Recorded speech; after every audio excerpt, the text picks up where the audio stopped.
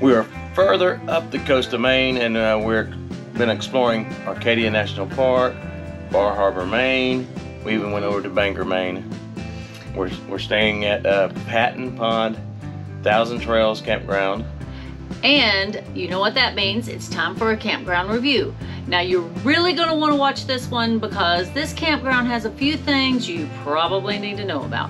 As always, we'll be using our 10-point system so you know everything you need to know before you come here. Yep, we'll give you a grand total at the end. I'm Lynn. And I'm Danny. Welcome to RV America. The original RV America. Let's get started. So let's talk about the ease of getting into your site. We have a pull-through site, but we had to disconnect before we could get into it. If you look here, you'll see the big boulders. There's big boulders here. They go all around. We had to disconnect to get through the corner. Our friends with 1 million mile road trip, they really struggled because their rig is longer than us. You basically have to disconnect to get through the campground, and it's only because they have these huge rocks sitting everywhere, which are so irritating to us. So these right here really were not an issue. It was more or less the tight corners when it comes to getting around to your site that had the great big boulders that you had to really watch for if you didn't want a big scrape down the side of your rig. Even though we had to pull through because of all the hassle we had just getting into it, we're giving it a 7 on the ease of getting in. So the next category is full hookups or full service.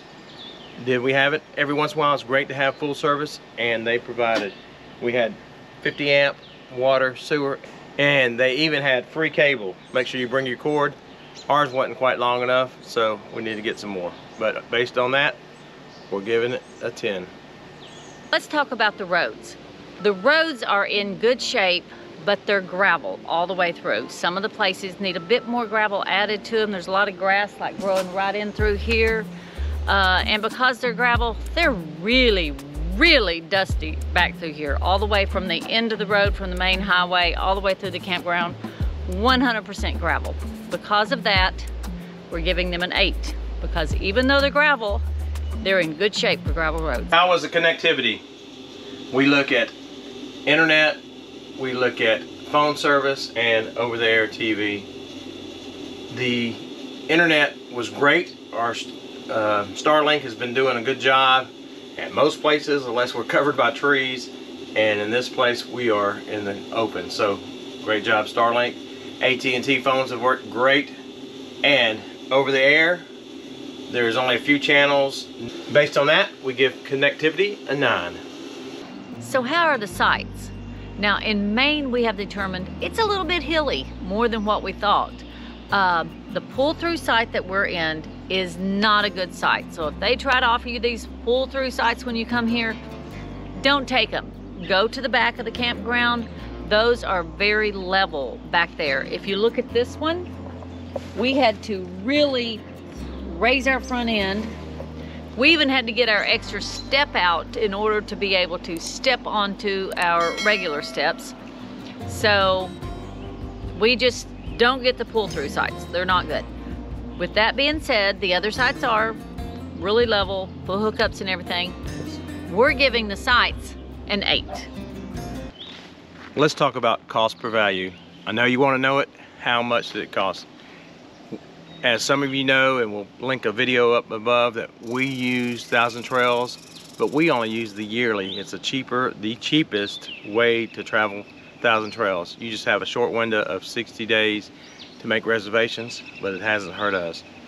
So based on that cheapness of the membership, and once you get there, $0 to stay each night. So we stayed here 5 nights and we didn't have to pay anything extra. So based on that, we're giving cost per value a 10. So let's talk about the staff. The staff here is absolutely amazing. We came in and the first thing they said is, oh, you're here just in time for the ice cream social. So, and then they came out, our friends were having a lot of issues getting leveled. They came out, they tried to help them get leveled. They went and got boards for them to pull up on. They just could not get their rig level, so they had to move And then they actually led them down to the new site with the golf cart. We will give the staff here a 10. They are absolutely wonderful. Activities and amenities. If you look behind me, you see they have a really nice playground here set up for the kids. There is no pool in this campground. There's no pickleball court, anything like that. You have the playground and you have the lake, which is a really nice area. You can swim there. Now, activities, they had an ice cream social when we got here. They have bingo, I think, every Friday night. I think they have another big building up top that they have a lot of things going on. We miss these things, but they have quite a bit going on. But because they have no pool or anything like that, we're giving them a 7 on activities and amenities. So when it comes to the bathhouse and laundry, they have it going on here.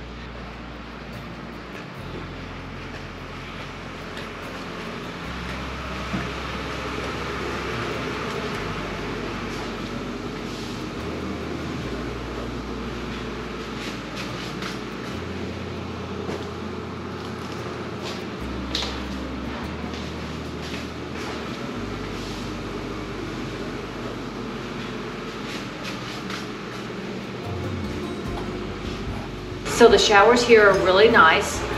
They have 9 individual shower units with lockable doors. So I really like these. You have your privacy, you have your time. Look in here.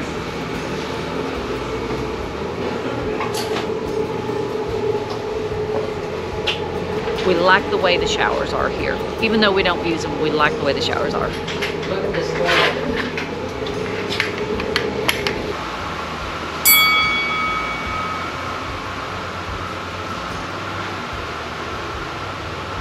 So we will give the bathhouse and the laundry together an 8. They do need to do a little bit of updating.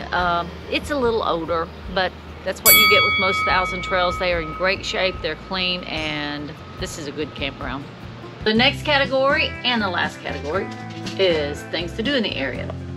Now, we mentioned a few of these at the beginning, but one of the biggest things that people come to this area for is Acadia National Park. Danny will link that video right here so you can check it out. It's a really cool place to hang out. And don't forget to go to Bar Harbor because that's a neat little town. Even saw Stephen King's former house in Bangor, Maine, which was pretty cool and creepy. Yeah. So even though you hit the big places, don't forget the little places in the area because there's some pretty cool little towns around here with lots of little interesting things to see and do. Now, before I show you some of the videos of things to do in the area, I wanted to give you a grand total for Patten Pond Thousand Trails. It is an 87. Which isn't bad. Yep, it's one of the best ones we had of late, and so it's a great place. We'd come back definitely. You saw stay in a different site when we come back. So yeah, for sure. We were offered a first site. We should have took those. But we thought a pull through would have been good, but it was not level. Let's show you some of those things to do. We're getting closer and closer to Canada. We want to share with you what happens when we cross the border and all the ins and outs. So be sure you hit that subscribe button and don't forget to hit the notification bell so you don't miss any videos. Until next time, God bless and many safe travels. And go RV, America.